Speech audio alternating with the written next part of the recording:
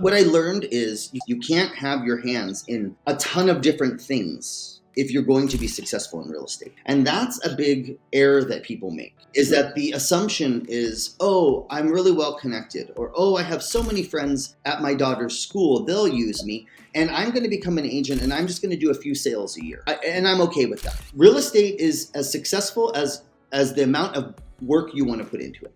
That's how it is. You want to put the time in, it's going to pay off. I am Christina Suter, and this is the Real Estate Breakthrough Show, where we talk about the reality of real estate, the mindset you need in order to face the reality of what it is, and tips and tricks to get you moving forward in investing. I am your host, Christina Suter. Hey you, this is Christina Suter with Real Estate Breakthrough, and I have Carmine Sabatella with me. I am excited, and I'm always excited because Carmine is a personal friend of mine. And part of why we're recording today is because Carmine has moved all the way from being 2 years old, third grade teacher. We talked about the third grade teacher, all the way from being 2 to 3 years old, but being a young man, starting out in a completely different business model, moving into being a real estate agent, moving from there into being a flipper, and now progressing to being a reality TV show host, right? Reality TV show personality, right? That's the right terminology. And he has a new business model, which is the primary purpose of sharing with you guys, is what is his journey? How did he go from being basically, forgive me, Carmine, a nobody to somebody who worked his ass off, because I know Carmine, he worked his ass off to be able to create a brand and a space inside the real estate field to the point where he got respected enough that he got invited to be on a reality TV show. And now he's created what I feel like is the most obvious model of his craft and his talents and his gifts, which we're going to reveal later in the show. So Carmine, welcome to the show. I am excited to have you, and thank you for being willing to do the interview with me. Of course. Thank you for having me. I'm excited to be here. So let's start back with the third grade teacher. Okay, no, maybe not that far back. No. Sorry, I don't know what just happened. Excuse me. Sorry for everyone. Shut that off. I thought that was off. Yes. Okay. I'm turning my phone off. There we go. All right, so Carmine, you didn't start in real estate. You started in a completely different business model, the family business. So take us from there and move us forward. Yeah. I'll give you guys the real kind of quick version of that timeline. So my grandparents started the restaurant business back in the 40s when they came here from Italy. They moved here from Italy to New York and then New York to LA. And they started working in the restaurant business. My father stepped into it when he was young, and it just seemed kind of an organic transition for me. I grew up in it. I worked at the restaurant since I was 13 years old. I knew it like the back of my hand. And at the time when I was younger, I really did enjoy it. And I went to school. I studied business and public relations. And then shortly after graduation, my father said, hey, do you want to open up a little restaurant with me in South Pasadena? And then you can kind of run the show. So I thought, hey, I'm just freshly graduated from college and this opportunity just fell in my lap. Mind you, this is off the heels of me because I was studying business and public relations, as I mentioned. And this was back when PR was really not anything, right? This is pre-Samantha from Sex and the City, pre anything that made PR glamorous. And it was just a facet of a marketing department. It was maybe two people sitting in an office. So I remember when I graduated, I got a job offer from Ketchum Public Relations in New York City with a starting salary of $18,000 a year. So at that point in my life, it's either a sign of how small PR is or how old you are. I'm not too sure which. I think it's a combination of both, actually. It's a combination of both, indeed. This was back in the 90s, the late 90s. So, coming off of that harsh reality, and then my father offering this to me, it just felt like it was the right thing to do. And so we opened up the business. I ran that one successfully for almost 20 years. And in 2005, I opened up a second business, which was more of a cocktail lounge restaurant hybrid. And that one ran for about 8 or 9 years. So total in the business, about 20 years, maybe a little bit more.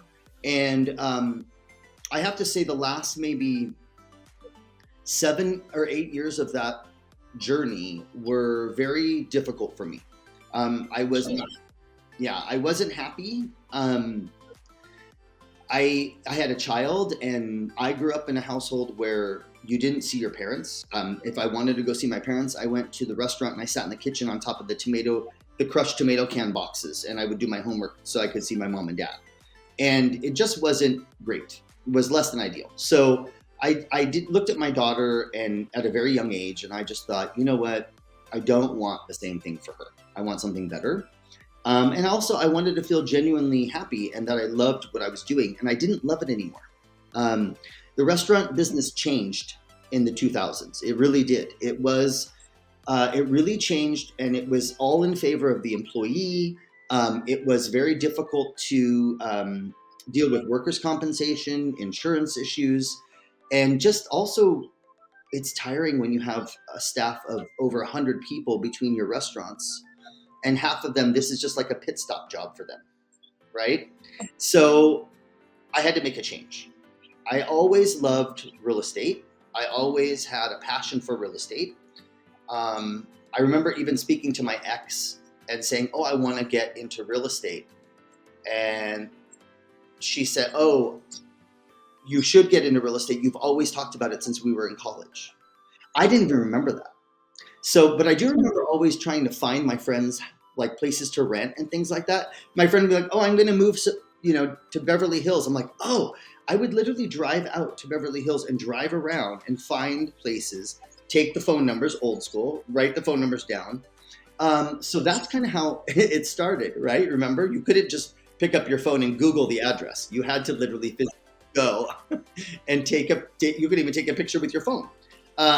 So anyway, so I thought, okay, it took me 2 years to get out of the business completely, to find people to take over and to buy the business. And I got it, took 2 years.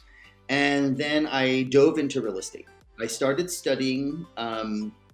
I liquidated my assets. I sold both of my businesses and I sold my home because I needed to have some working capital. And so, so that's how I started. And this was back in 2013. Yeah, 2013. Oh, okay. And that is an amazing time to start in real estate, because I was just at the end of the bottom of that Great Recession. 2009 to 2012 was with the bottom part of real estate. By 2013, it was starting to recover. But what I want to highlight real quickly, because it's what I do on the show, is using real estate to break through to your financial freedom. That's why it's called Real Estate Breakthrough. And so you were unhappy, and you were going to create a life that you were concerned would not let you be the parent you wanted to be. And so you really just chose. I did, and it was I'm just going to put all the cards out on the table, because that's what this is about, right? The struggle was real, let me tell you. The first year and a half that I was in the real estate business, it was very challenging. And I think that's why most people drop out during the first year. You have to have a good cushion. You have to have enough money in your savings account to carry you through that year, because odds are you're probably not going to do much business that first year. I had it in my head that I wanted to do real estate in Beverly Hills. I started doing real estate at Engel and Vogler on Rodeo in Beverly Hills. And that entire first year, I did not do one sale. All I did were leases for the agents who were already established in the office. So I was running around. I was learning a lot, don't get me wrong, but I did not have anybody there to guide me or put me under their wing and say, hey, let's share this listing. Let me do this for you. So I blew through all my savings. At that point in my time of my life, I had never borrowed money from anybody, and I borrowed $50,000 from a friend. And I was so worried, because I thought, oh my gosh, if I can't pay this back, what am I going to do? But I had faith. I knew that I felt really, really passionate about what I was embarking on. And I just saw the trajectory, and I thought, you know what, in the next year to 2 years, this is going to be awesome. So what I did is I had lunch with a very good friend of mine who was a very well-established agent in Pasadena, just to talk shop. And she immediately said, what are you doing business in Beverly Hills? why are you there? And I said, well, I wanted some change, and I wanted change. I've been in Pasadena for many years, and I wanted some change. And I just thought that's where I wanted to do business based on a demographic, sales. So she told me, you're so well connected in Pasadena because of your businesses that you own. And all you have to do is get people to look at you through a different lens. You're not a restaurateur anymore. You're a real estate agent, right? But you're still in sales. You're still in sales, and you're still going for the same goal, which is to satisfy the client and make them happy. So once that really resonated, I thought, you know what? I'm out. So I left Beverly Hills, I moved to Pasadena, and I joined Sotheby's. And during my first year at Sotheby's, I ranked in the top 10 in the whole office in sales. So my second year went from 0, nothing, crickets. And then it was like, poof, just, it did. But when I went to Sotheby's, I did have a wonderful mentor, very well established. His name is Mark Ogden. He is a wonderful human being. He's still practicing real estate. And he took me under his wing, and we shared 3 listings together. And then he told me, this is a great mentor. He told me, he happened to also sell me my very first home. So he told me, Carmine, you don't need me anymore.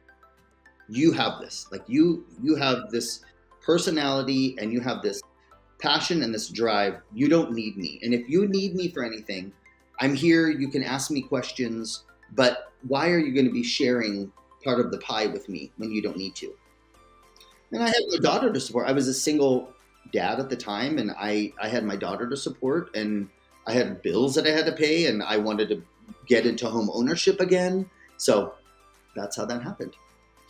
But he hit the nail on the head, because I think anybody who knows Carmine knows your personality and your drive. I mean, it's just, you have a very clear, straightforward, upfront, but inclusive personality. It's one of your powers. I don't know if you know that, but it's one of your powers. When we used to talk about, when I was flipping with you, and we used to talk about Carmine, I think I've mentioned this before, right? We used to go, oh, we just need a little Carmine dust. And Carmine, if Carmine's in it, it's gonna be solved. Whatever the problem is, you're gonna push your way, talk your way, engage your way, include your way to a solution. Period. That's just what you do. And your social media, I mean, you've used your PR background to create a brand, and a very distinct brand. And to me, I feel like that's sort of like the power coupling in your way of being is you're driven, you work hard, you work really hard, as we know, right? And you have that sort of engaging personality, which is, I'm going to talk to anybody about anything at any time, and I'm going to hear the truth of what they have to say, and I'm going to consider it, right? I'm not going to blow it off. And you've created this amazing PR platform. And so tell me about the marriage of those two as an agent, and then how that grew you into being a flipper. So, it's funny, you mentioned about the branding, and that wasn't always so easy and seamless. People think that this brand came together very quickly. It did not. It took me 7 years to really get it down, right? Because what I learned is you can't act like a gypsy in this business. You can't have your hands in a ton of different things if you're going to be successful in real estate. And that's a big error that people make, is that the assumption is, oh, I'm really well connected, or, oh, I have so many friends at my daughter's school, they'll use me, and I'm going to become an agent, and I'm just going to do a few sales a year. And I'm okay with that. Real estate is as successful as the amount of work you want to put into it. That's how it is. You want to put the time in, it's going to pay off. So for me, it was eliminating all of the distractions around me and really honing in and focusing on my real estate business and how I wanted to be perceived by the public. And that's a very interesting question to ask yourself as a human being. How do I want to be perceived by the public? Because we all know that our own perception of ourselves is very different than everyone else's perception of who you are, right? It's very true. It's yeah. We look we look through the same lenses every day at ourselves, and we see ourselves in a certain way. It's just like when you go to someone's home and they want you to sell it, and they've had it for 30 years, and you walk in and they think it's lovely. They think it's up to date. They think it's relevant and current, and you walk in and you go, "Ooh, okay." How do I say this to them? So it was really trying to figure out, how do I want to skew the idea and the process and create the image or the brand that I want to be perceived as. I want control of that. I want to be able to control that. So that's kind of how it started. And it was really, I'm in residential real estate. I focus on the San Gabriel Valley primarily, as you know, Pasadena, South Pasadena, Altadena. And it was back in so I have an interior design and landscape design background. I don't want to jump all over, but I do have to mention this because this is relevant to what I'm going to say. So I have been doing interior and landscape design most of my adult life, but most as a hobby or like a side job, like a side hustle. One of the things that I said I had to eliminate, I thought at that time, to focus on real estate. Right? Once the real estate started taking off, and I love real estate. I love what I do. When you take it away from me, I go through withdrawals. I really do miss it. It's true. However, I am a creative person, and if I can't have a creative outlet, I will lose my mind. And those who are close to me know that if I'm not able to be creative, you don't really want to be around me very often until I get that out of my system. So then in 2015, I started to work with some people who were in my sphere. Let's say there were like account execs at Warner Brothers, or one of the guys was a doctor, and they wanted to start flipping when flipping was like really, really big, right? In the mid 2010 to like 2015, everybody was wanting to flip houses, and all these platforms were popping up on how, what to do to flip a house. So I started to work with these folks, and they said, well, let us hire you.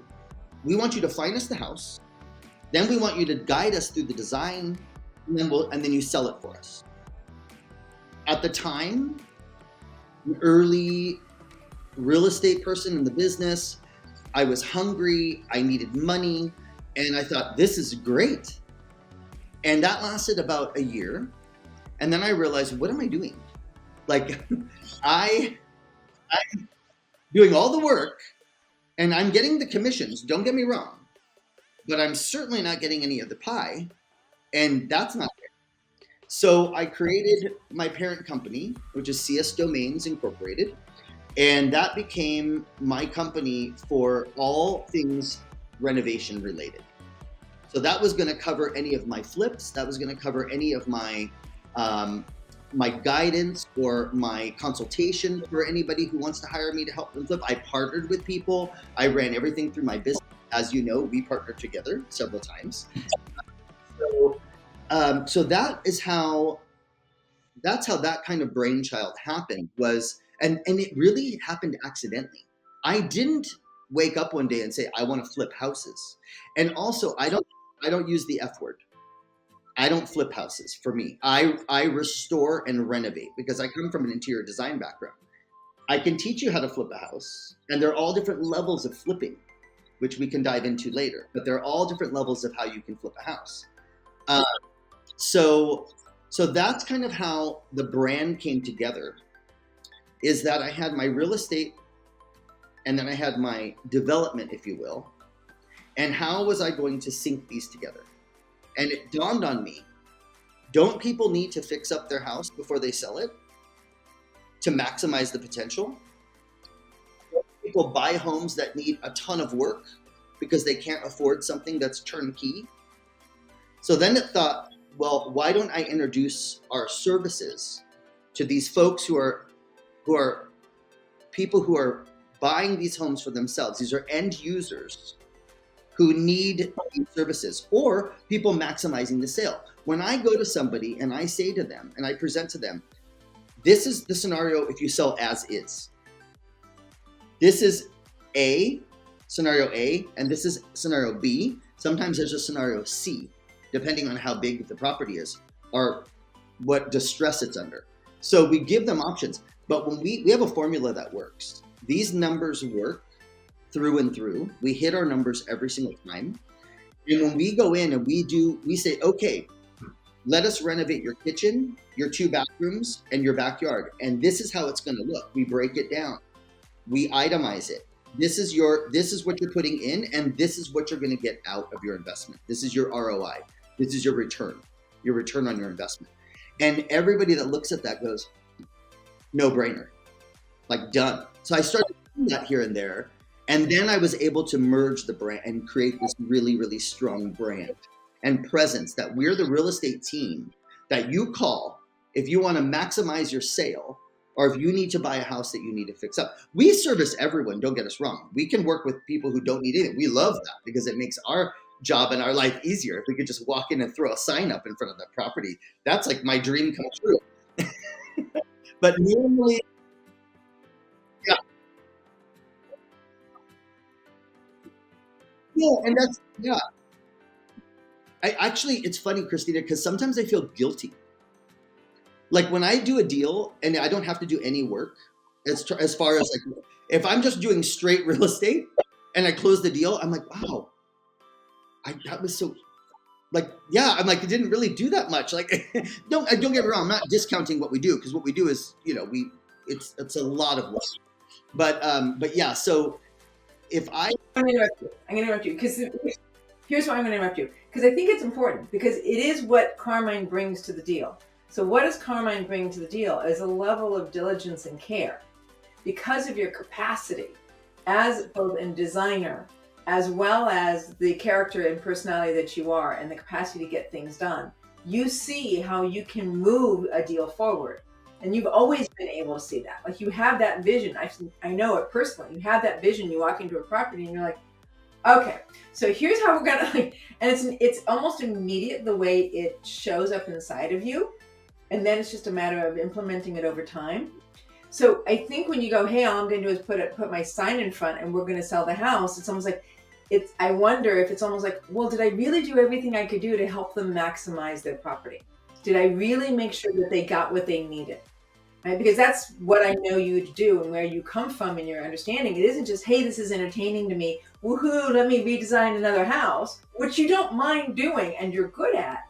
But you're not seeking to do that. You're trying to increase their value, their return, and the way that the house is, a value to them as new buyers or as sellers.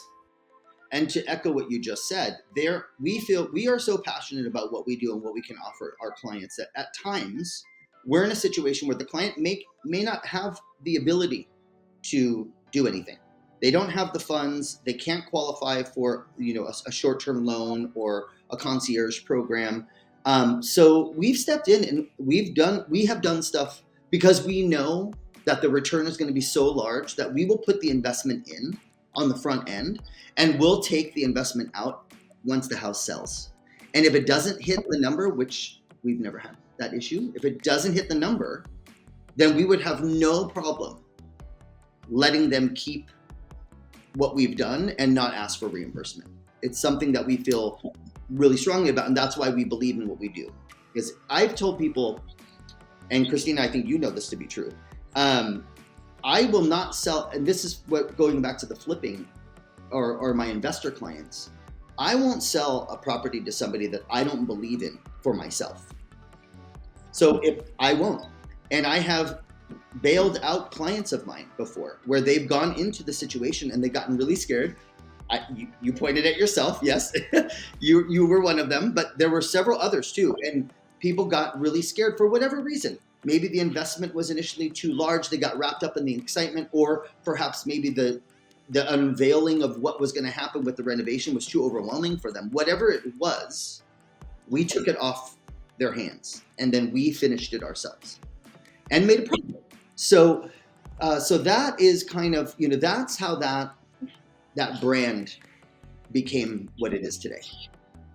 And it is amazing, and it is how I've known you. And then to keep growing the story since then. And the reason why I talk about the PR is not only has the PR helped you create, your brand as a real estate agent, right? The agency, which is right above your head, right? The agency is a real estate agent, which is your firm, but it also has helped you get recognized as a reality TV personality. And I think really that wasn't just the flipping and your capacity to flip, it was the PR that you built behind yourself.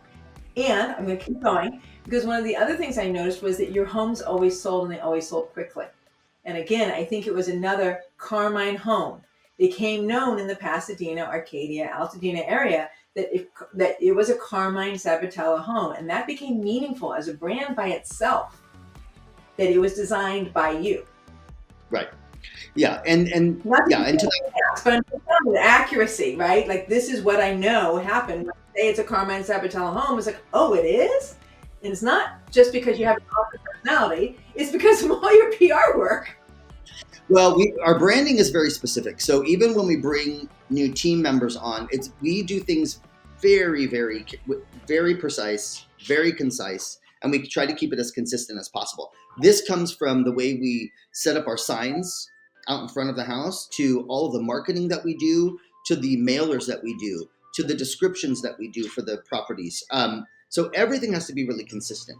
And that is when you have really strong branding. When you see recognizable teams out there or individuals that you go, oh, that's their property. They've done a really good job at branding.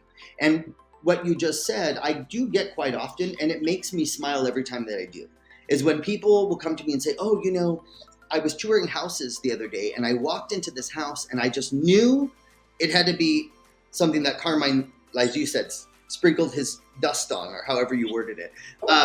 But that, and the funny thing is, all my properties look different from the previous one or the following. Like, I don't repeat. I hate to repeat materials. I don't have a lot of flippers and investors. They have a formula, right? They have A, B, C, and D, and this has this color pattern in it, these tile choices, these appliances, these plumbing finishes, and then B has all these, and then they just drop it into whichever house they're doing. That works. That totally works, and it works well for these people. I'm not that kind of person. I get bored really easily, and I don't do it because everything that I do, to me, is my art. So I look at it like every home that I'm doing for my own projects, it's my art.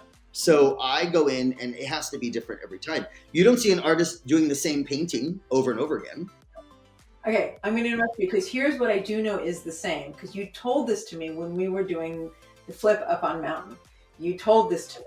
What you do is that you design a comfortable, clean living environment that has a nice level of welcomeness to it, but you always have a focal point in the house, a place where design shines, a place where you go, oh man, look at this one thing, an oversized window, an amazing wallpaper, an amazing studio. And that's when you say that's where the money goes. Because as you teach the course in flipping, which is part of what we're going to talk about, is how you teach the course in flipping at ITI. One of the formulas that you do use, which is not your materials and not your finishes, is this: put the money into a single focal point and create a series of comfortable, welcoming rooms. But not every room has this overly lavish point of view, or this over lavish. And I think it would disrupt the calm that you create in most of the house if every room did have this over lavished focal point. There is something to be. So we were in a very minimalist environment for many years. Minimalism was really in. Now, since the pandemic, maximalist installations have become a thing now. And so because of that, you're right. I did that for very many years, and I still keep a focal point in the project, but now I'm starting to play with more layering. I'm starting to spread it out actually throughout the property rather than keeping it confined to one area, because I'm finding that that's what the client wants now. They want layers. They want warmth. They want to feel like they're home, like they're in a home, not a house. So, but I always have a focal point, as you mentioned. I always have one spot that's like the wow factor, right? Whether, like you said, it's going to be gutting this gorgeous historic fireplace and redoing it from top to bottom, or it's going to be a beautiful wallpaper installation in the living room that's going to complement the sconces I chose, or maybe it's the kitchen cabinetry and the hardware, But yeah, I always try to keep it. And then the rest of the house does have to feel comfortable enough and to appeal to a good majority of people. You don't have to appeal to everyone. And that's very important to know. You have to know your audience, because you're not going to appeal to everyone. And if you try to appeal to everyone and think, oh, I'm going to do something that's going to just speak to everyone, you're going to have a very boring and mundane project that's going to look gray everywhere. And nobody likes that. No, and it doesn't sell well. And that's part of why in observing you, and I have actually told people to start following you specifically on your social media, so that they can understand as a flipper what it is that you're creating as a brand. And it's not cookie cutter. It really is based in this combination of your interior design and your capacity to be able to see what a flip can look like in the end, and then be able to implement it. So you are generally, in my experience, observing your flipping and the flips we did together, getting top dollar for the houses. Part of that is the Carmine Sabatella name. Part of that is just the sheer quality of the design work and the quality of the flipping work, because there's no lipstick on a pig. No, you can't do lipstick on a pig. I don't do lipstick on a pig. That's not my cup of tea. It's not how I like to operate. But what I will say is it's very, very important to know, before you get into anything, before you write a check for anything or wire any money anywhere, you have to know who your buyer is. You have to study the neighborhood. You have to know the area enough to where you know who the potential buyer is going to look like. Because if you don't, you're designing a house for somebody who doesn't exist. Therefore, maybe a hard sell when it hits the market. But if you know that you are in a community that is saturated with families, with young children, because the school district's really strong, okay?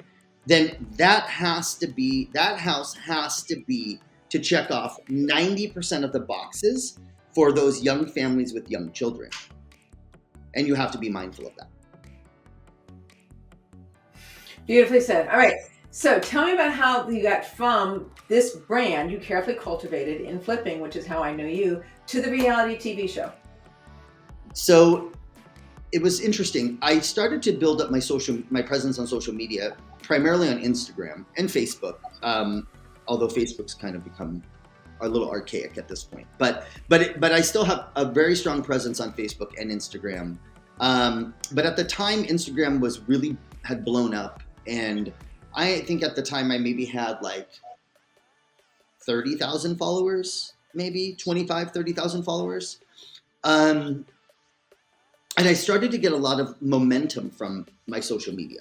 I would post something, and then I'd have, those messages that are in your DMs that you don't even know exist. I mean, I would go years before I even knew that category was there. It was like unread messages. These are from people who are not in your sphere that are trying to reach you. And so I would find these messages months later, sometimes a year later after they were sent to me. And they were people saying, oh my gosh, I saw this post. Can you tell me where you got that light fixture? Or how did you do so well on that sale? My sister tried to sell her house, 3 blocks away and couldn't sell it. I realized that every post that I put on, every single post that was work related, I had somebody DM me a question about that post. And so I thought, there's something here that I'm not tapping into yet. So I really started to focus on the attraction and kind of like, the butterfly fluttering around to get the attention to see what would happen. And one of my friends who follows me, she went to high school with me. She follows me very closely on social media. She was with my producer one day because he was interviewing my co-host, and she happened to be my co-host's business partner. She was just accidentally sitting in the room. And the producer was saying, well, we need to find somebody who could do the interior design because you're going to do the landscape design. My co-host Mike, on the show Inside Out on HGTV, that's my co-host, and he said to me, or he said to Nate, the producer, I don't really know anybody, but I'm sure I can find someone. His business partner Kim stepped in and said, wait a minute. She's like, you have to look at my friend Carmine's social media page on Instagram. I think you would really like it. Just listening to what you're looking for, I think he checks off the boxes. She handed him my page. He scrolled through it and sent me a DM. And honestly, the rest is really history. Literally how that worked out. So I have to say that I'm very grateful to my social media and my followers because my engagement is very high. And I love that because these aren't just people who are following me just to scroll through. They're actually watching what I'm talking about and they're taking to heart some of the tips and tricks that I'm giving. And so that is really nice because I feel like I'm engaged with my sphere. And that's when you really see a difference in how it affects the business. All right, so I'm going to mark it for a minute. So because of our history, I have now invited you to come teach at ITI flipping because what you have an approach to it that I feel like is very specific, very intentional, and people need to know. And it's gotten to the point where even you are recognized by being on the reality TV show Inside Out, what your capacity is as an interior designer and a flipper in bringing value to a project. And again, it's not just because you're social media, it's because I know you, but it also is, I think people on your social media would be very interested in saying, well, what is the Carmine Sabatella secret? How do you approach? What are the invisible things in your mind that you actually are doing that allows you to be such a successful flipper, not just to get top dollar, which you do, but also to have that solid brand so that your houses are sold before they're even finished. Mm-hmm. And that's true. What you just said, that is often the time. It doesn't happen regularly, but we have definitely had people buy the homes while they're still under construction or before they even really hit the market. And we have a proper weekend of open houses. We've already had an offer come in that has blown us out of the water. And we're like, wow, this is amazing. This is far more than we ever thought. Let's take it. Yeah, I have heard you say many times, this is more than we thought it would sell for. And again, your personality is great. Your interior design skills are beautiful. I've seen them and observed them. And your social media supporting that, I think brings forward a capacity to sell, a mechanism for selling that I don't even know that maybe you're aware of the power of.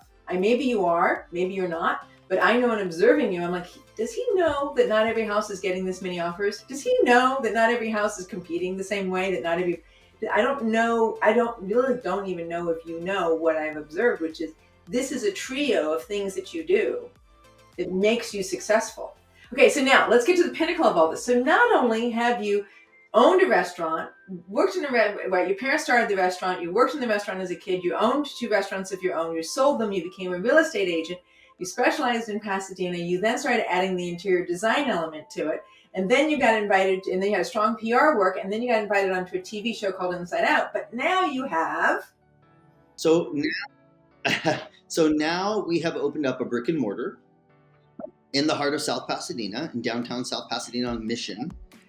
This is actually a location that I've been coveting for probably almost 8 years. I had gone to the landlord 8 years ago and said, if this space ever becomes available, please let me know. Here's my card. And every 6 months to a year, I would check in with them again. So much so that I actually became friends with them because of this. And so about 2 years ago, I got a call from Ashley, one of the owners, and she said to me, hey, do you still want that space? And honestly, Christina, at the time, I had kind of the ship had sailed for me. I just thought, you know what, I'm good. We had moved to the agency. We were really happy with the agency where we were. We landed a beautiful office there. And I was like, I don't need to be moving around anymore. And then this fell in my pocket. And so I was very excited. I said to her, although scared, very scared, but excited. I hadn't owned my own storefront since 2014. So, it's been a decade.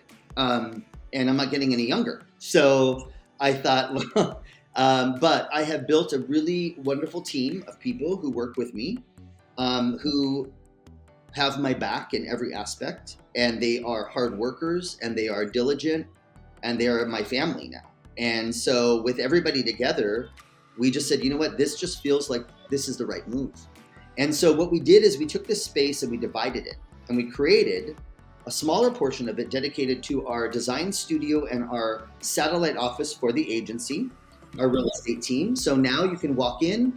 We have notable sales posted up in front, which I love. People walk by, they get to see some of our sales. And then you walk in, we've got a beautiful conference room. And then we can sit here. We have a projector where we can put up, anything that we need to talk about real estate wise. And then the bulk of it is our new retail space, which is a home decor. And hold on, give me a second. I'm going to show you. It's a home decor space, and it's really wonderful. It provides home furnishings. Now, this is a place you can come to where you could buy a gift for somebody, but you could certainly shop for yourself. And so there it is. So we've got beautiful artwork. We've got mirrors. We've got glassware, stemware, flatware. We've got really beautiful items that are all hand curated. I've got pillows. I've got kitchen. What are these? Kitchen towels, the bath mats. We've got everything. We've got also, we carry a bunch of beautiful clocks and candles. So we've got lamps. We've got lighting. I don't want to blind you, but we've got lighting. And we've got lots of furniture items. So we've got everything from coffee tables to accent chairs. We've got floor-length mirrors. We've got outdoor teak furniture. We've got beautiful crystals, right? We've got all bath accessories here. So we've got everything you need for the bath. We've got great coffee table books, lots of stuff for the garden. So it just kind of goes on. And we're not very big. The space is about 1,200 square feet. And you can say hi to Tracy. This is my manager right here. Hi. Yeah, so that's pretty much what you're looking at. And it's a great spot. We made it so I hand curated everything that we brought in here. And we have it from our jewelry line that we carry to the watches that we carry. These are all vendors that we have really good relationships with, that we've cultivated over the years through social media. These vendors actually sent me their products over the years after my show launched to endorse and do a brand partnership. And it resonated with me. So we've actually brought them in as retailers for our store. And so it's really wonderful. And we wanted to create a space where, our competition is Amazon, right? We have to make this space interesting and fun enough and an experience enough to where people want to come in and have that experience rather than going online and just clicking a button, because it's so convenient. We've also brought in pieces and items here that I think otherwise you may not think that you would want or like or need until you actually see it. So it's a lot of very uncommon, very eclectic pieces in here. So, yeah. Beautiful. And I'm so excited to reveal that. And thank you for letting me do this show with you about that. So if people want to find your studio, what's the address? How do they get there? Yes. So we are at 1040 Mission Street in South Pasadena. If you know Mike and Ann's restaurant, we are right next door. So it's right, yes, it's right on the corner. Is it Fairview right there? Yeah, I think so. Yeah, we're on the corner of Fairview and Mission. And you can't miss us. The sign's up in the front, and we look like a big greenhouse. And we're open. We're open every day except for Monday. We're closed on Mondays, and we're open at 11 a.m. every day. Wonderful. And if people want to continue to invest with you, Carmine Sabatella, which I can recommend because I have invested with you many, many times, not just on our flips, but continue to invest with you today, how do people get a hold of you to support you in your flip projects? Or your rehab and refurbish projects? Yeah, I do have a lot of investors, private investors that reach out to me. I have long-lasting relationships with most of them, like yourself. We've been investing for many years together. So the best thing to do is to reach out to me, send me an email, or you can call me, shoot me a text. I've got all of my information. Do you want me to say that now? Okay. Yeah. So you can go to my website, which well, actually, use my email. It's the easiest. It's Homes by Carmine. Can't forget that, right? homesbycarmine@gmail.com. And then and I would put in the subject line, just put investor interest. That would catch my eye. Or you can text me or call me at 626-394-9212. I'm always available. So excited, Carmine, to have you teaching at ITI. We're going to nail down some of your secrets. We're going to share, whether you like it or not, some of your flipping rehabbing secrets and what it means to rehab and renovate. And I really think there are certain things like knowing who your end buyer is that is very specific to the success of your system. And we're going to be revealing that at ITI. And this is Christina Suter. This is Christina Suter, Real Estate Breakthrough. So glad to have you listening to us. We're on multiple platforms: Amazon TV, Roku TV, YouTube is probably the best place to get a hold of us, as well as iHeartRadio, Spotify, and iTunes. Christina Suter, Real Estate Breakthrough.